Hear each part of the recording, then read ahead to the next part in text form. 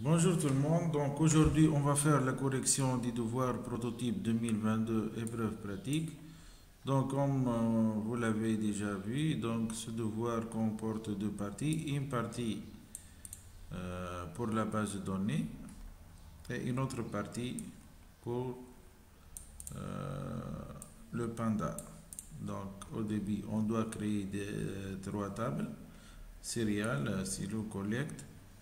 Par la suite, on va faire les relations entre ces trois tables et on va exécuter quatre requêtes. À la fin, on va exporter la table collect, cette table, donc dans un fichier CSV pour faire des traitements par la suite avec des fonctions Python. Donc on commence ensemble. Tout d'abord, donc important dans le répertoire BAC 2022, ici on a sur le bureau situé sur la racine de votre poste, créer un dossier de travail portant votre numéro d'inscription, 6 chiffres, et dans lequel vous devez enregistrer au fur et à mesure tous les fichiers solutions de ce sujet. Donc tout vos travail doit être dans le dossier BAC 2022. Donc on clique deux fois sur ce dossier, bouton droit de la souris et on choisit nouveau. Dans nouveau on choisit dossier et on écrit notre numéro d'inscription comporté de 6 chiffres. On suppose qu'on a ce numéro. Donc on ne ferme pas ce dossier, on clique sur le bouton réduire pour mettre le fichier en bas. Donc voilà. Donc, ce fichier il est ici. Passons maintenant donc à l'énoncé. Afin de gérer le stockage des céréales collectées dans des silos, on se propose d'utiliser la base de données intitulée gestion céréales, décrite par le schéma textuel suivant. Donc cette représentation s'appelle schéma textuel. Donc comme vous remarquez, on a trois tables. Chaque table admet une clé primaire, elle est soulignée, et la table collecte, elle a trois clés. Code C, c'est la clé de la table céréale. Le code S est la clé de la table silo. Et la date C, c'est une clé pour la table collect. Donc la table collect, normalement par la suite dans les relations, on doit la relier avec la table céréale, par exemple à gauche, et la table silo à droite. Donc code C, code S, ce sont des clés étrangères et les trois clés, les trois champs de collect sont la clé primaire de la table collect. Qu'est-ce qu'il a dit par la suite? Il a donné la description de chaque champ, donc le type, la taille, le format, et remarquez aussi il a ajouté la colonne contrainte. Donc cette partie on va la voir comment on spécifie les contraintes de chaque champ. Donc on commence, donc on ouvre le logiciel Microsoft Office. Qu'est-ce qu'il nous dit? Donc à l'ouverture, donc on doit choisir base de données vide. Lorsqu'on clique ici, on va voir que la base de données, le fichier, il est d'extension ACCDB, c'est-à-dire Access Database. Il est dans ce dossier. Nous, on veut enregistrer ce fichier dans le répertoire BAC 2022. Donc on clique ici. On aura cette fenêtre. Donc on choisit le disque local C2 points. C'est pas C2 points, on est dans le bureau. Donc ici on a BAC 2022, le numéro d'inscrit, on clique deux fois. Et ici on écrit le nom de la base de données qui est gestion céréale. Donc gestion céréale. On clique par la suite sur OK. Donc notre fichier gestion céréale.accdb a été créé dans le desktop, c'est-à-dire le bureau, dans le dossier BAC 2022 et dans le dossier qui porte notre numéro d'inscription. On clique sur créer maintenant. Donc le logiciel va créer une table. Donc au début, le logiciel base de données a créé une table 1. Nous on veut la table, on va commencer par la table céréale. Donc qu'est-ce qu'on va faire? Donc on clique avec le bouton droit, bouton droit de la souris et on choisit et on clique ici sur mode création. Ici, dès qu'on clique sur le bouton mode création, il va nous demander de saisir le nom de la table. Donc on va saisir céréales. De cette façon, on a une autre table céréales. Ben, à cette étape, remarquez bien. Donc vous faites toujours une erreur à cette étape-là. Donc lorsqu'on crée la table céréales, il nous donne directement un champ, il l'ajoute automatiquement. Le nom de ce champ est numéro et son type numéro 2. Qu'est-ce qu'on doit faire? Nous, on va utiliser ce champ et on va le modifier en code C, sans le supprimer. Donc ici, code C. Bien. Par la suite, on passe aux caractéristiques du code C. On va trouver que la description, normalement ici, le code d'une céréale, mais on n'est pas obligé d'écrire cette description. Le type est texte court. Donc ici, remarquez bien, on n'a pas texte court parce qu'on travaille avec la version 2007. Donc il suffit de choisir texte et dans la taille, on choisit, remarquez taille ici, on écrit 4. Pour la contrainte, donc les contraintes vont être spécifiées en bas ici. Ici, on spécifie les contraintes. Quelle est la contrainte qu'il a dit? Donc la contrainte, c'est le champ doit être non vide. Le champ doit être non vide. Qu'est-ce que ça veut dire non vide? Non vide, c'est-à-dire lorsqu'on va remplir la table, on doit spécifier le code. On ne peut pas laisser le code vide, c'est-à-dire on doit écrire quelque chose. On ne doit pas laisser vide. Comme pour remplir par exemple, votre nom et votre prénom, vous ne devez pas laisser votre nom vide. Donc, vous devez écrire votre nom. C'est la même chose. Donc, comment faire ça? Sous Access, qu'est-ce qu'il fait? Il dit, il a l'attribut non nul, nul interdit. Nul interdit. Nul, c'est-à-dire le vide. Le vide. Interdit, c'est-à-dire quelque chose interdit. Donc, si on change le lecture nul interdit, on peut la changer par champ vide interdit. La réponse va être oui. Oui, donc, oui, qu'est-ce que ça veut dire oui? C'est-à-dire, on ne veut pas que le champ soit vide. Donc, oui, le nul est interdit. Donc, le champ ne doit pas être vide. Donc, le vide est interdit. Oui, le vide est interdit. Par la suite, on passe au champ non C. Non C, donc ici de type non C et de type texte. Il est de taille 30, ici 30. Il est aussi non vide, donc nul interdit, oui. Par la suite, le prix. Remarquez ici, je dois utiliser le même nomenclature, donc le C est majuscule, le nom, ainsi de suite, le prix. Donc le prix va être numérique, il est réel, donc ici dans la taille des champs, réel simple, c'est acceptable. Nombre général avec 3 chiffres, après la virgule. Cette contrainte est spécifiée par le champ décimal. Donc ici, on doit choisir 3. Donc décimal signifie le nombre, voilà, désigne le nombre de chiffres après les virgules. Donc ici 3. Par la suite, contrainte supérieure à 0. Donc le champ, le prix, par exemple, si on va spécifier le prix par la suite ici, on n'accepte pas une valeur négative. Donc, vous devez écrire une valeur positive. Et si vous écrivez une valeur négative, il doit afficher une erreur. Il ne va pas accepter. Donc, on doit spécifier la contrainte supérieure à 0. La question qui se pose, où on va spécifier cette propriété supérieure à 0? Donc, normalement, ici, valide si. Donc, on écrit supérieur à 0.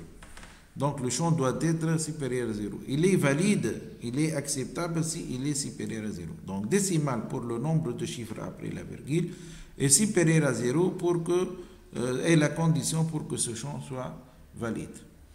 Est-ce qu'on a terminé cette table? Oui. Qu'est-ce qu'il nous reste? Il nous reste la clé primaire. Donc ici, il suffit de mettre sélectionner et clé. Mais la clé existe déjà.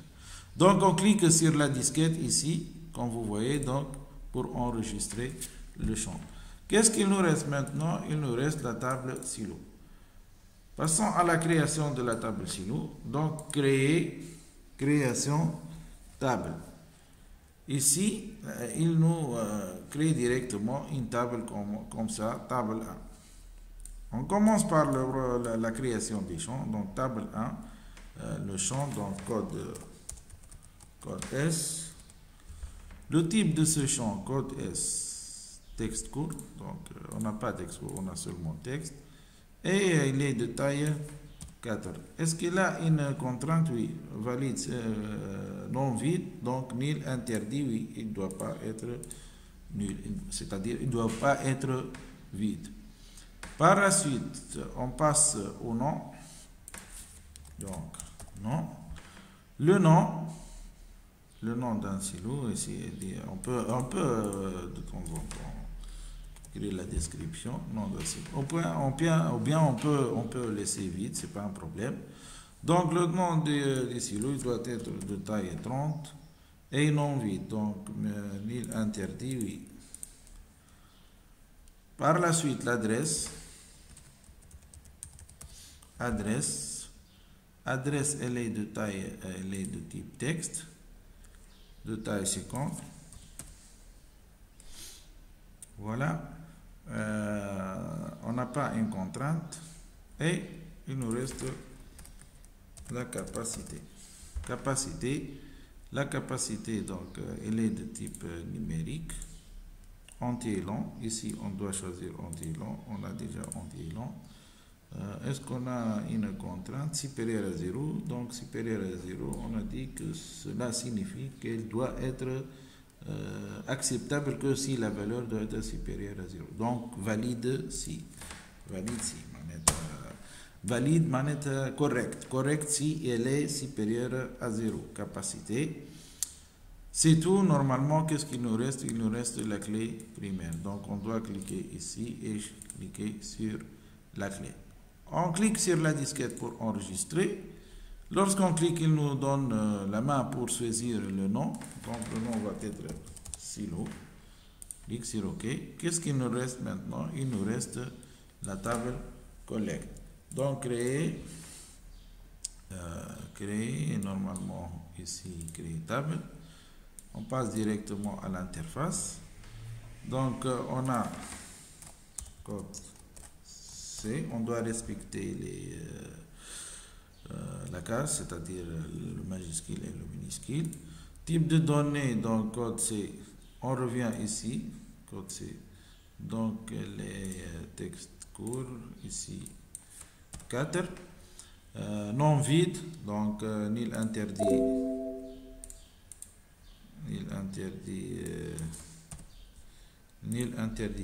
oui, le vide n'est pas interdit. Code S par la suite.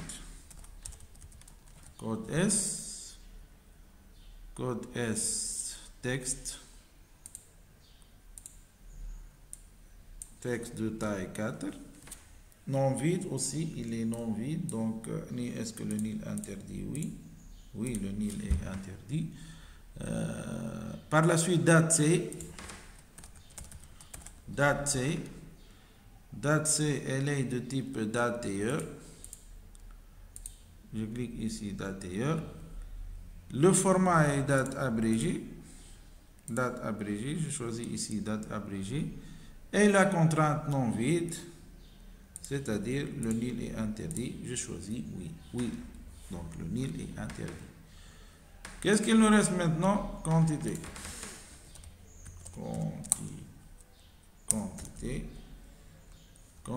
Donc la quantité, elle est numérique. La taille est entière. Et la contrainte supérieure à 0, c'est-à-dire valide si supérieur à 0. J'écris ici valide si supérieur à 0, c'est-à-dire le champ doit être supérieur à 0. Qu'est-ce qu'il nous reste maintenant? Il nous reste la spécification des clés. Donc on a 3 clés, je clique ici, normalement une flèche qui s'affiche et je descends la flèche comme ça. Par la suite, je clique sur le bouton clé primaire. J'aurai mes 3 clés. À la fin, j'enregistre. Donc, il me donne la main pour saisir le nom de ma table, la table collect. Normalement, à ce niveau, j'ai créé les 3 tables. Qu'est-ce qu'il me demande par la suite? De créer les relations en respectant les types et les propriétés cités dans la description ci-dessus. Donc, créer, normalement, je trouve la main pour créer les relations dans l'onglet outils de base de données. Donc, ici, relations, j'ai 3 tables, donc je saisis ces tables, par la suite la table collect, par la suite la table silo, et je ferme.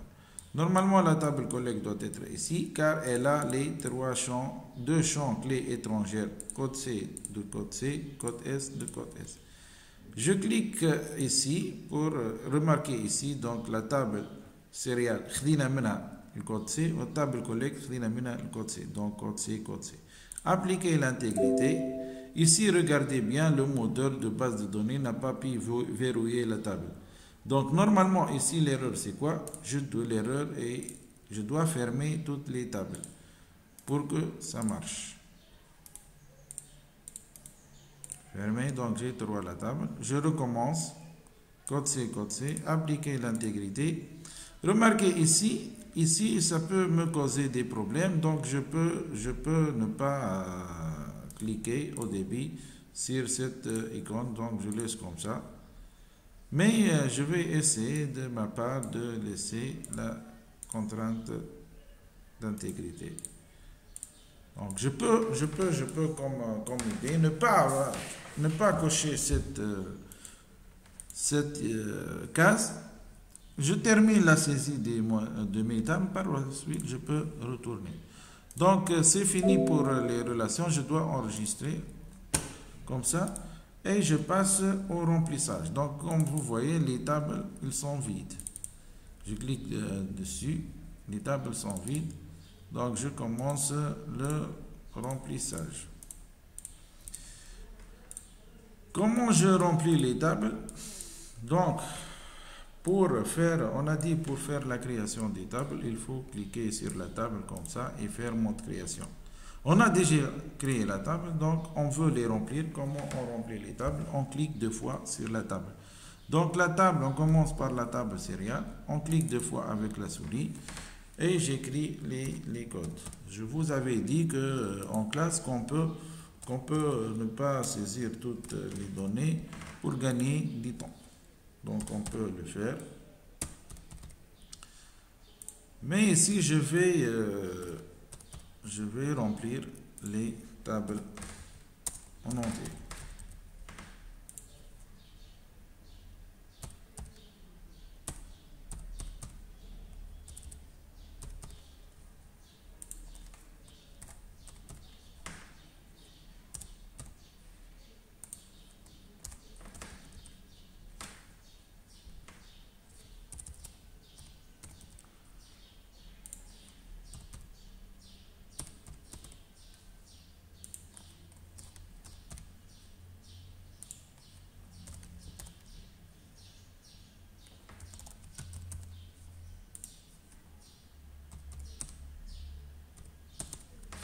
J'ai terminé la table sériale, j'enregistre.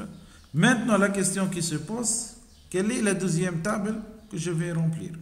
Donc, je vais vous donner une remarque ici. On a dit pour les relations, remarquez bien, normalement, on a les 3 tables sériales reliées avec collect et silo reliées avec collect. Donc, je vais vous donner une remarque ici. Normalement, pour le remplissage, on commence par la table sériale, on passe à la table silo, par la suite, on passe à la table collect. Pourquoi? Parce que la table collect est reliée avec les deux. Donc, normalement, on laisse cette table, on laisse le remplissage de cette table à la fin. Donc, il faut remplir cette table par la suite, cette troisième. Cette remarque est pour ne pas avoir des erreurs. Sinon, comme je vous l'avais dit en classe, on ne fait pas les relations, les intégrités 1 à l'infini, 1 à l'infini. Et on commence le remplissage, par la suite on essaie d'ajouter les contraintes. Mais une deuxième remarque, je vous le donne maintenant. Pour ne pas avoir des erreurs, il faut commencer par le remplissage de cette table, et on laisse la table collecte à la fin. On peut aussi commencer par silo et passer à céréales, mais il faut toujours que collecte, parce qu'elle est reliée avec les deux tables, il faut la laisser à la fin. Déjà, l'énoncé, il vous a donné céréales, par la suite silo et à la fin collecte. Donc passons maintenant à la table. Normalement, on a rempli la table céréales, on passe à la table silo. Je vais commencer à remplir silo. Donc S01. Vous devez entrer une valeur dans le champ. OK. STB les ici. Ici. Comme j'ai dit en classe, on peut ne pas saisir toutes les valeurs pour gagner le temps. Mais pour moi, je vais essayer de les saisir tous.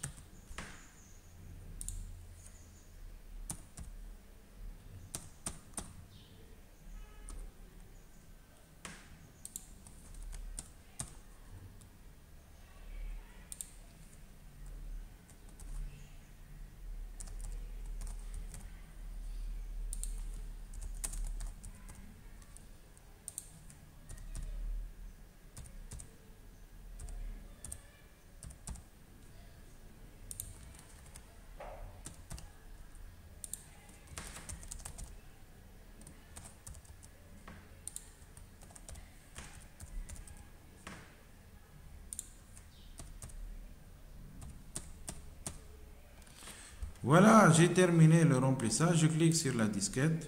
Je passe maintenant à la table collecte. Donc, je vais commencer. Il faut remarquer ici, je dois respecter la case, c'est-à-dire C est majuscule, ici il doit être en majuscule. S en majuscule doit être en majuscule. Il faut respecter les critères pour ne pas avoir des erreurs.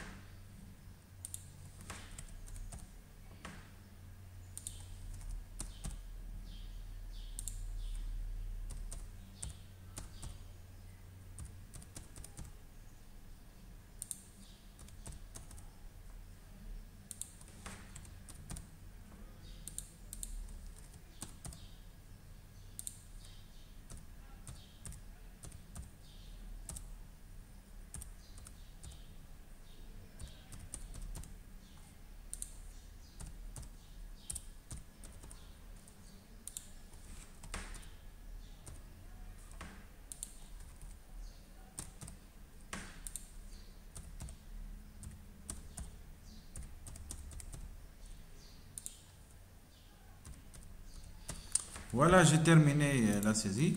Donc, remarquez bien, j'ai pas eu des erreurs. Donc, mes relations sont bien définies et le remplissage a bien fonctionné. Et tout cela parce que je vous ai dit, j'ai donné cette remarque.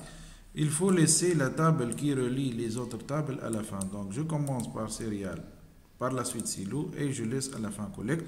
Ou bien, je commence par silo, céréales, et je laisse collecte à la fin parce qu'elle est reliée avec les deux tables. Donc toujours il faut la laisser à la fin. Voilà, donc cette partie est terminée. Normalement, maintenant, on va passer aux requêtes. Donc, je vais faire la création des requêtes dans une autre vidéo que je vais la partager par la suite. Donc, merci pour votre